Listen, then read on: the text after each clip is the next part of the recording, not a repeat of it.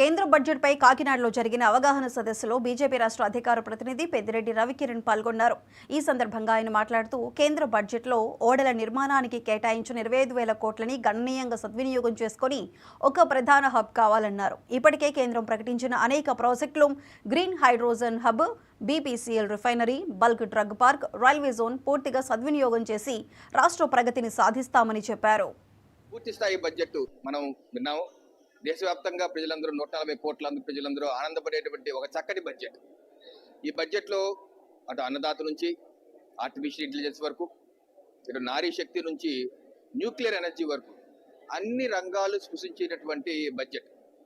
అటు పేదలు, రైతులు, యువత, మహిళలు, మధ్యతరగతి, పరిశ్రమలు, మౌలిక వస్తువులు, ఈ రకంగా ఒక 7 వర్గాలుగా విభజించుకుంటే మనకు ఏ రకంగా ఇంద్రధనస్సులో 7 వర్ణాలు ఉంటాయో ఆ రకంగా 7 వర్గాల్లో అభివృద్ధి చెందించడానికి తీసుకొచ్చిన బోధన పథకం.